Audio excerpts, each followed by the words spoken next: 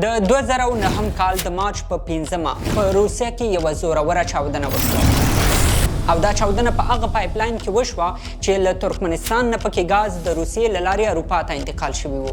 دې حادثې اروپا او روسیې ته ټکان ورکړ خو تر ټولو لوی تاوان یې ترکمنستان ته واړو او دا ځکه چې له دې ګازو ترکمنستان هره میاشت $1 میلیارډ ترلاسه کول او تقریبا د اقتصاد ډیره تکیه هم په همدې پایپ لاین وه.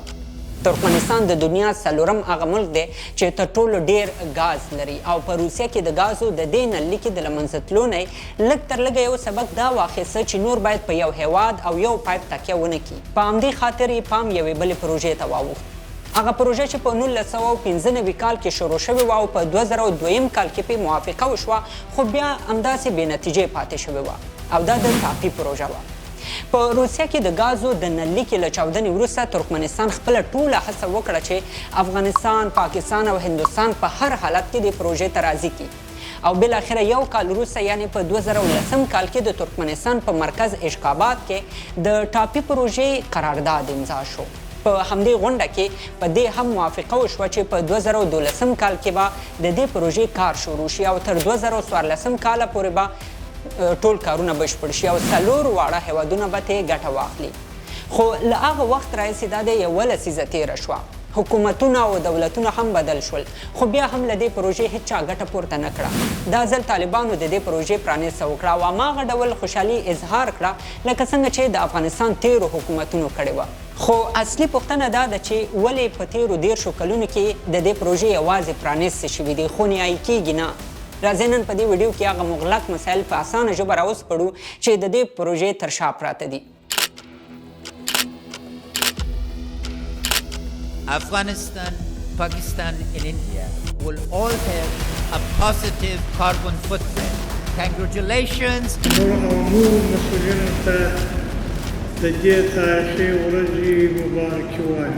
د ترکمنستان له دې سیمې یو پایپ راغځېږي، هرات ته رسېږي، له هرات نه هلمند او بیا کندهار ته رسېږي، له کندهار نه مستقیم کوټې ښار او بیا د پاکستان ملتان ښار ته غځېږي، له هغه ځایه د هندوستان فضلکا ښار ته ځي او په دې پایپ کې به بالاخره د ترکمنستان ګاز هندوستان ته تیر شي. همدا د ټاپي پروژو هدف دی. خو ترکمنستان ولې غواړي خپل د غازو مهم دا پایپ لاین له افغانستان او پاکستان نه تیر کړي او هندوستان ته یې ورسوي؟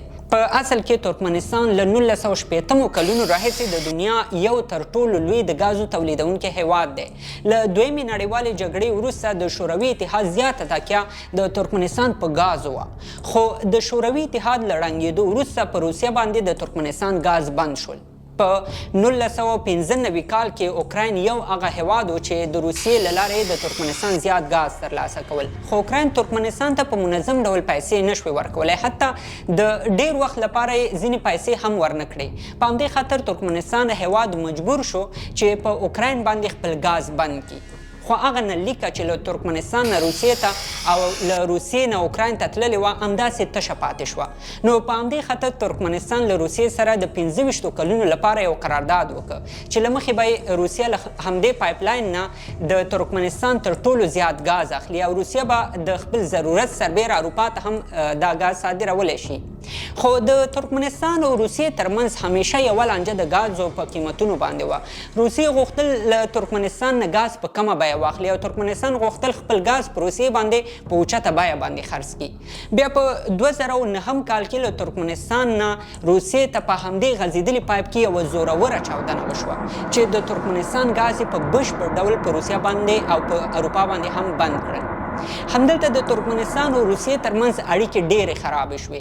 ترکمنستان روسیه ملامته کړه چې دوی په قصدي ډول غوښتل چې دا پایپ له منځه لاړ شي.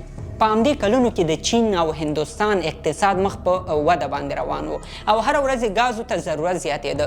که څه هم ترکمنستان په دې کامیاب شو چې په همدې 2009 کال کې له چین سره د پایپ د غځولو ټول کارونه بشپړ کړي. خو هندوستان ته د غازو د نلیکې په غځولو کې یوه لویه ستونزه وه او هغه دا وه چې د دوی ترمنځ افغانستان او پاکستان پراته وو. په افغانستان کې د پایپ لاین د غځولو او بیا د هغې د ساتنې برخه کې ناامني یو لوی چیلنج و او پاکستان ځکه یوه ستونزه یادېدله چې دا هیواد له هندوستان سره زړه دښمني لري. که پایپلاین وغځول هم شي نو کیدای شي چې پاکستان له دې ګازو د سیاسي فشار په توګه استفاده وکړي. یعنې کله چې د پاکستان خوښه په هندوستان به ګاز پرېږدي او که خوښه نه نو نه به یې پرېږدي. له همدې وجې هندوستان هم ډېره دلچسپي نه ښودله، خو په تېرو 20 کلونو کې ګازو ته د هندوستان او پاکستان ضرورت هره ورځ زیات شوی دی او دا هغه څه دي چې د ټاپي پروژې د تطبیق لپاره انسان هیلهمند کولی شي. مثلا په 2015 کال کې هندوستان 30 میلیارده متر مکعب ګاز تولیدول، خو مصرف یې بیا 50 میلیارده متر مکعب و. نو په همدې خاطر مجبور و چې 21 میلیارده متر مکعب نور ګاز له بهر نه وارد کړي سو ټول مصرف پوره کړی شي. په اوس وخت کې هند د دنیا دریم هغه لوی هیواد دی چې ګازو ته ډیر ضرورت لري.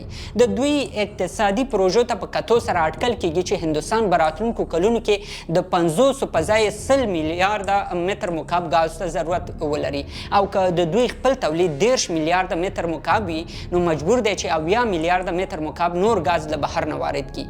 یوه ستونزه دا هم ده چې هند خپل ډیر ګاز له متحده عربي اماراتو نه واردوي او هغه ورته ډیر په قیمته بیه تمامیږي. نو همدا هغه څه دي چې انډیا یې دې ته لیواله کړې ده چې د ټاپي پروژې سره په هر حال کې تړلې پاتې شي، سره له دې چې دا پایپ به د پاکستان له خاورې تیریږي او هندوستان ته به رسیږي.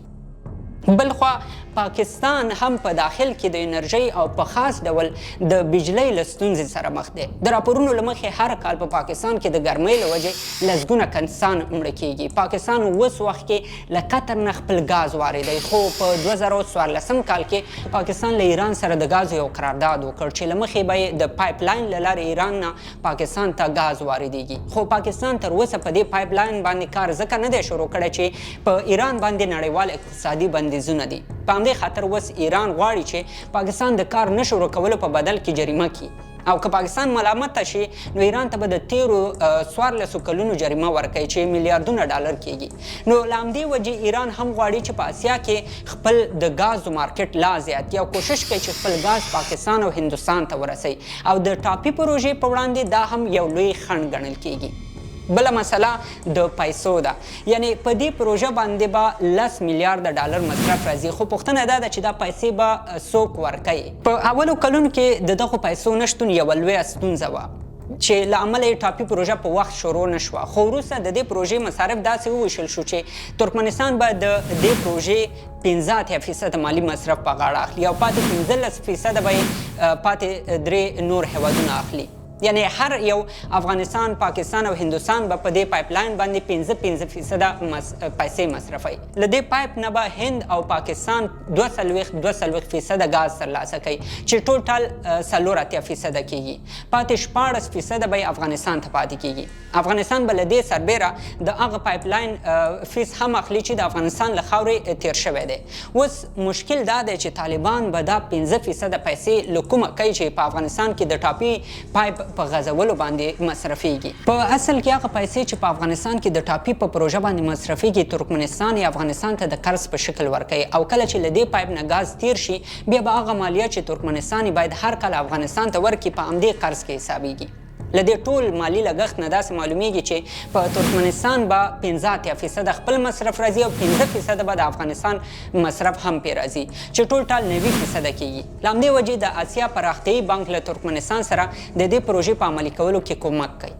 د اسیا پراختیایي بانک به ترکمنستان ته د ټاپي پروژې د ټول مصرف 34% پیسې ورکوي او تخنیکي همکاري به هم ورسره کوي تر څو دا پروژه سر ته ورسیږي. خو پوښتنه دا ده چې د اسیا پراختیایي بانک ولې له دې پروژې سره همکاري کوي؟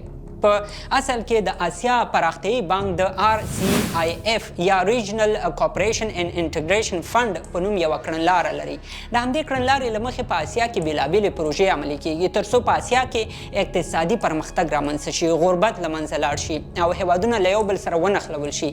د اسیا پراختیایي بانک له دغه ډول پروژو سره وړیا کومک کوي او دا ځکه چې آسیایي بانک ته هر کال د دې بانک غړي هیوادونه په همدې خاطر پیسې ورکوي. له مالی پلوه یوه بله ستونزه دا ده چې په افغانستان باندې لا هم نړیوال مالی بندیزونه په خپل حال دي او دا شاید د پایپ د جوړولو لپاره له ترکمنستان نه افغانستان ته د پیسو د استولو په برخه کې یو مشکل هم جوړ کړي. بله ستونزه د پاکستان ده.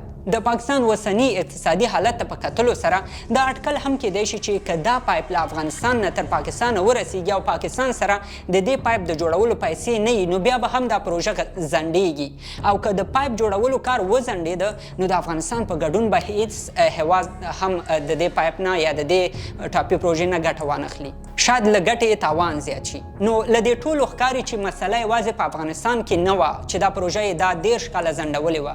په دې کې د هند او پاکستان اړیکې، د ایران او پاکستان د غازو پروژه او د پاکستان امنیتي او مالي حالات هم هغه څه و چې دا پروژه تر اوسه ناکامه حسابېدله. نو بېشکه چې دا د میلیونونو ډالرو پروژه ده او که په سم شکل عملي شي افغانستان او خلکو ته به یې لویه ګټه ورسیږي. نږدې 12,000 کسانو ته به پکې د کار زمینه برابریږي. هر کال به افغانستان ته د نللیکې لپاره 500 میلیونه ډالر مالیه ورکول کیږي. افغانستان به تر 13 کلونو پورې له دې پایپ نه 15 میلیارده متر مکعب غاز کارولی شي. خو له اول نه تر اوسه پورې حکومتونو له دې پروژې نه د ځانونو لپاره د کمپاین په توګه استفاده کړې ده. کوشش یې کړی چې د دې پروژې له نوم نه ګټه واخلي او په ځان د خلکو اعتماد زیات کړي. په 2010 کال کې چې کله د دې پروژې قرارداد وشو د هغه وخت حکومتي مسؤلینو دا د ځان لپاره تر ټولو لویه لاسته راوړنه وګڼله. بیا په 2013 کال کې یو ځل بیا د وخت نظام د ټاپي پروژې د پرانیستلو لپاره جشنونه ونیول او دا د افغانانو لپاره د خپل حکومت لویه ډالۍ هم وګڼله. اوس د طالبانو لخوا د دې پروژې د کار شروع کېدل په ډیره لویه کچه ولمانځل شول او دا یې هغه ارمان یاد که چې افغانانو 13 کاله پخوا کړی و او اوس ایله پوره شو. خو دا ټولې لمانځنې او جشنونه داسې وخت کېږي چې لا د دې پروژې اولې مرحلې دي. لا معلومه هم نه ده چې دا پروژه به تکمیل ته رسیږي او که نه. او تر ټوله جالبه یې دا چې هیڅ نظام په دې اړه ملت ته هغه چلنجونه نه یادوي چې د دې پروژې په مخ کې پراته دي. نو بالاخره باید دا ووایو چې د ټاپي پروژه ټولو 4 واړو هیوادونو ته ډیره زیاته مهمه ده، خو تجلیل او لمانځنې باید هغه وخت وشي چې د دې پروژې یا د دې ته ورته نورو پروژو نه خلک عملا ګټه پورته کړي. زه هیلهمند یم چې دې ویډیو به تاسو ته د ټاپي پروژې په اړه لا ډیر زیات معلومات درکړي. تر بل ویډیو د الله په امان.